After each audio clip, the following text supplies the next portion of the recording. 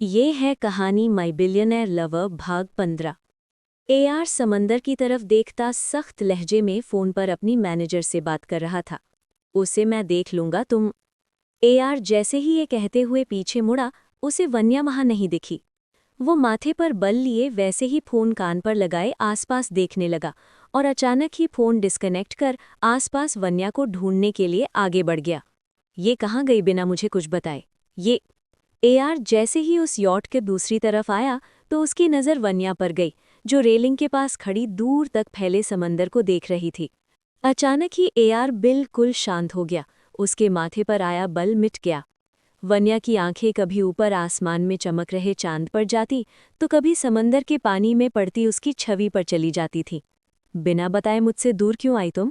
अचानक ही वन्या के कानों में एआर की सख्त आवाज़ पड़ी। वन्या ने एक नज़र उसे मुड़कर देखा, फिर वैसे ही बाहर देखने लगी। तुमने कहा है मैं तुम्हारी गर्लफ्रेंड हूँ, तुम्हारी गुलाम नहीं जो हर चीज़ तुमसे पूछकर करना होगा, राइट? वन्या ने सपाट लफ्ज़ों में समंदर की तरफ देखते हुए कहा। हाँ, तुम मेरी गर्लफ्रेंड हो और जब तुम मेरे साथ हो तो पूरी तरह मेरे साथ रहना होगा। मुझे बिना बताए तुम कहीं नहीं जा सकती। एआर बिल्कुल उसके पास खड़ा उसे घूरता सख्त मगर सधे हुए शब्दों में बोला, जिसे सुन वन्या व्यंग में हल्के से मुस्कुरा दी। एक और शर्त। तुम्हें नहीं लगता तुम मुझे गर्लफ्रेंड के नाम पर बंदी बना रहे हो? वन्या फिर वैसे ही व्यंग करती हुई थोड़ी दुखी स्वर में बोली। एआर चुप हो बस उसे देखता रहा, तो वन्या भी वैसे ही ठहरी थी। अचानक एआर ने वन्या को अपनी तरफ मोड़ा, दोनों की नजरें मिली। चलो खाना खाते हैं, फिर मैं तुम्हें घर छोड़ दूंगा। कुछ देर बाद एआर की कार वन्या के घर के बाहर रुकी। एआर ने ड्राइवर को कार से सारा सामान निकाल वन्या के दरवाजे तक छोड़ने का बोला तो वो चला गया। वन्या बाहर निकलने को हुई ही थी कि अचानक ही एआर ने उसकी कलाई पकड़ उसे रोक लिया। वन्या को झटका सा लगा, वो पलटकर एआर को देखने लगी। एआर क्या कर रहे हो? हाथ छोड़ो मेरा, घर आ गया, मुझे जाना है, वन्या ने कहा। मेरा मूड नहीं है तुम्हें छोड़ने का, एआर ने बिना किसी भाव के ठंडे लफ्जों में कहा। वन्या हैरान हुई। क्या? अब ये क्या नौटंकी है? देखो रात बहुत हो गई है, मेरा घर आ गया है, मेरी बहन मेरा इंतजार कर रही है, मुझे जाने दो। वन्या ये बोली ही थी कि अचानक एआर ने कहा, आई वॉन्ट टू किस यू। वन्या की तो बोलती ही बंद हो गई ये सुनते ही। क्या? क्या बोल रहे हो तुम? वन्या थोड़ी घबराई सी बोली। एआर उसे खींच कर अपने करीब कर लेता है। मैंने कहा मैं तुम्हें किस करना चाहता हूँ। वन्या कुछ कहने को हुई ही थी कि अचानक ही एआर के होंठ वन्या के फोरहेड को शिद्दत से चूमने लगे। वन्या की तो सांस अटक सी गई। धड़कनें एआर के होठों की गर्माहट से तेज हो गईं। वन्या ने उसे महसूस करते हुए आंखें जोर से बंद कर लीं। एआर ने अपने होंठ उसके माथे से हटाए बिना ही बोला, गुड नाइट, जल्द ही फिर से मिलते हैं। वन्या को अपने माथे पर एआर के होंठ बोलते हुए महसूस हो रहे थे। उसके पूरा बदन से हर गया। एआर उससे अलग हो उसकी कलाई को छोड़ देता है। वन्या एक नज़र एआर को देख तेजी से कार से निकल घर की तरफ बढ़ गई। अभी जो हुआ उससे उसकी धड़कनें अब भी बेकाबू सी दौड़ रही थीं। तभी पीछे से एआर की आवाज़ आई, वन्या रुको। वन्या झटके से रुक गई। उसने अपने साड़ी के पल्लू को कस के पकड़ लिया। जाने अब ये क्या करेगा। इतने में उसके सामने एक बॉक्स आ गया। वन्या ने देखा एआर उसके पास ही खड़ा है। ये तुम्हारी बहन के लिए है, मेरी तरफ से उसे दे देना। मैं ये नहीं ले सकती एआर, तुम्हें पहले ही ये सब। वन्या की बात काटते हुए एआर बोला, मैंने कहा ये तुम्हारी बहन के लिए है, तुम्हारे लिए नहीं। एआर ने वन्या के हाथ में वो बॉक्स रखते हुए कहा, अब इससे पहले मैं अपना इरादा बदल तुम्हें कहीं ना जाने दूं, घर के अंदर चली जाओ। वन्या एक पल को सहम गई और तेजी से अपने घर में चली गई। एआर उसके दरवाज़ा बंद करते तक वहीं खड़ा था। वन्या दरवाज़ा बंद कर उससे टिक कर राहत की एक गहरी सांस लेती है। हे भगवान, ये कैसा लड़का है, इतना अजीब कोई कैसे हो सकता है, वन्या बड़बड़ाई। दी, आप आ गईं? मिल्की ने वन्या को देखते ही जोर से कहा और उसके पास आ गई।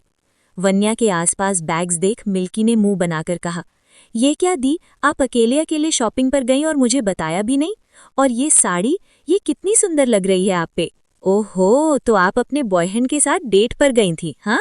मिल्की उसे हल्के से छेड़ते हुए बोली, जिस पर वन्या ने उसे आंखें दिखाकर कहा, मिल्की चुप कर, मैंने कहा है ना, वो बस दोस्त हैं। और ये सब मैंने नहीं, उसने खरीदा है। वन्या थकी हुई आकर सोफे पर बैठी।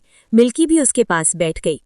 वहीं तो दी, अच्छा ये सब छोड़ो, मैं कब से आपका इंतजार कर रही हूँ, फोन भी बंद है आपका। चलो ना दी, मुझे बहुत भूख लगी है। वन्या मिल्की को देखती हुई उसके गले पर हाथ रख बोली, ओह सॉरी बच्चा, मैं अभी कुछ बना देती हूँ। वन्या किचन की तरफ जाने लगी। इतने में मिल्की ने टेबल पर रखा बॉक्स उठाते हुए कहा, दी ये क्या है? वन्या किचन में सामान देखते हुए बोली, अरे पता नहीं, तुम्हारे लिए दिया है उसने। मिल्की एक्साइटमेंट में जल्दी से बॉक्स खोलती है और अंदर देखते ही वो जोर से चिल्लाई, दीदी। वन्या घबराई से उसके पास दौड़ कर आई। मिल्की क्या हुआ, क्या है इसमें? वन्या ने जैसे ही बॉक्स में झांका वो भी हैरान थी। उस बॉक्स में 2 पिज्जा के बॉक्स और कुछ बड़े बड़े चॉकलेट बार थे। दीदी अब आपको खाना बनाने की जरूरत नहीं है, मैं तो पिज्जा और चॉकलेट खाऊंगी, ये। मिल्की बॉक्स लेकर डाइनिंग टेबल की तरफ भागी। वन्या अब भी अवाक सी खड़ी थी। उसे एआर समझ नहीं आ रहा था। रात का समय, वन्या का कमरा। वन्या अपने बिस्तर पर एक ढीला सा हाफ स्लीव टी शर्ट और एक पजामा पहने हुए थी और बैठकर अपने पैरों में क्रीम लगा रही थी, पर उसका ध्यान कहीं और ही था। वो अब भी एआर के साथ बिताए आज का पूरा दिन के बारे में सोच रही थी। उसे वो सब लम्हे याद आ रहे थे जब एआर उसके बेहद करीब था, और यही सब याद करती हुई वो लेट गई। मुझे सच में वो एआर समझ नहीं आता। कभी कभी तो बिल्कुल शैतान लगता है, जिद्दी, अकड़ू, बेरहम कहीं का। पर कभी कभी क्या उसे पता था मिल्की ने खाना नहीं खाया होगा, इसलिए उसने उसके लिए। वन्या को अपने माथे पर किए एआर का किस याद आने लगता है। वो अपने माथे के उस जगह को छूती हुई आगे बोली, ऐसा क्या दिख गया है उसे मुझ में जो वो हमेशा मुझे अपने करीब रखना चाहता है? सुंदरता तो कारण नहीं हो सकती, क्योंकि उसे तो मुझसे भी ज्यादा सुंदर लड़कियां मिलती होंगी। फिर क्या है ऐसा मुझ में? दूसरी तरफ एआर का घर। सुकून, उसमें मेरा सुकून है। जब भी वो मेरे करीब रहती है एक अजीब सा सुकून मिलता है मुझे। ऐसा क्या है उसमें जो मैं उससे नज़र नहीं हटा पाता? आज जब वो कुछ पल के लिए मेरी नज़रों से हटी तो अंदर इतनी बेचैनी क्यों होने लगी थी? क्या है उसमें? एआर बिना शर्ट के सिर्फ लोअर में अपनी हॉल की बड़ी सी बालकनी में खड़ा समंदर की शोर करती लहरों को देखता, हाथों में सिगरेट सुलगाए अपने ही ख्यालों में उलझा हुआ था। मन में एक बेचैनी और सवालों का तूफान उठ रहा था, जिसमें वो मन में खुद ही सवाल कर रहा था और जवाब भी खुद ही दे रहा था। इतने में एक हाथ अचानक ही एक ड्रिंक के ग्लास को उसके सामने कर देता है। दोस्तों, मुझे पूरा यकीन है आपको कहानी पसंद आ रही है, तो प्लीज़ आप सभी सपोर्ट के तौर पर हमारे चैनल को सब्सक्राइब करें, इसे अपने दोस्तों के साथ शेयर करें और भाग को लाइक ज़रूर कर दें और अपने कमेंट करें। बाय।